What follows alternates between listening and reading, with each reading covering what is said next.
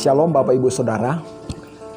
Pengkhotbah 3 ayat 1 berkata, untuk segala sesuatu ada masanya, untuk apapun di bawah langit ini ada waktunya. Saudara, sepertinya sudah menjadi suatu hal yang lumrah ketika setiap hari kita membuka wall atau beranda sosial media kita, dan kita melihat di sana ada menyaksikan berita yang tidak terduga, mengagetkan, berita kesedihan, berita kematian. Bahkan berita kebahagiaan, sukacita tiba-tiba berubah menjadi tangisan dan air mata. Ada satu kesimpulan dari peristiwa ini bahwa rancangan manusia untuk mengalami sukacita bisa berubah tiba-tiba. Manusia bisa saja merencanakan dengan begitu seksama, namun Tuhan yang menentukan semuanya. Pengkhotbah mencatat ada 14 peristiwa yang kontras tentang kehidupan manusia. Ada lahir, ada mati, ada menanam, ada mencabut, ada membunuh, ada menyembuhkan, ada merombak, ada membangun, tertawa, menangis, meratap, menari, dan seterusnya.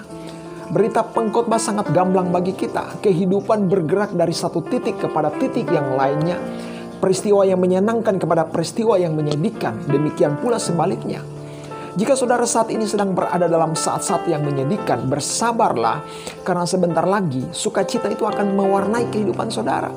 Tak ada sesuatu pengalaman kehidupan yang baik atau buruk yang akan tetap terus bertahan selamanya.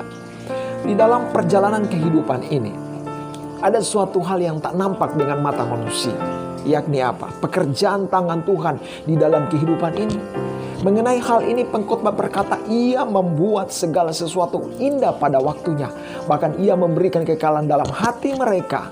Tetapi manusia tidak dapat menyelami pekerjaan yang dilakukan Allah dari awal sampai pada akhirnya. Penegasan pengkhotbah di sini mempunyai dua sisi. Yang pertama, ada jaminan tangan Tuhan yang bekerja di tengah-tengah perjalanan hidup manusia. Itulah sebabnya ditegaskan ia membuat segala sesuatu indah pada waktunya.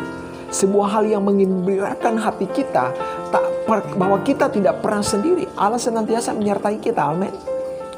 Namun sisi yang sebaliknya juga nyata. Tetapi manusia tidak dapat menyelami pekerjaan yang dilakukan Allah dari awal sampai akhir. Konsekuensinya di sini jelas kita tidak selalu bisa memahami apa yang Allah kerjakan di dalam dunia ini. Ada tangan Tuhan yang bekerja namun tak selalu nampak, tak selalu dipahami apa yang dilakukannya.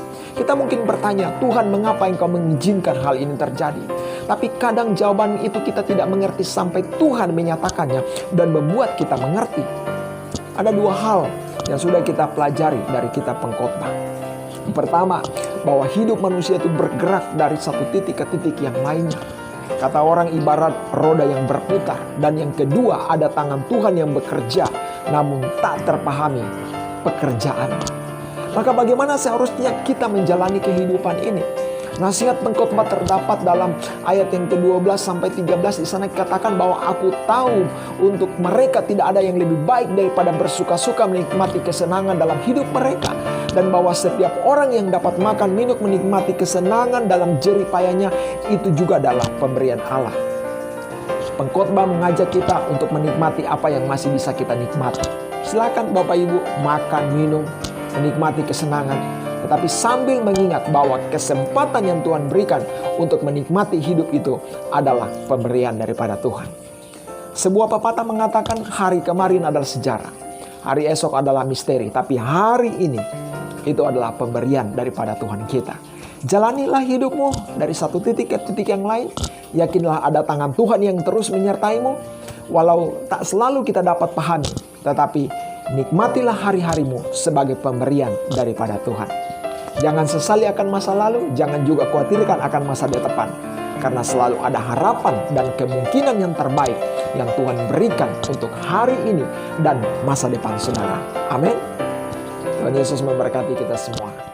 Shalom.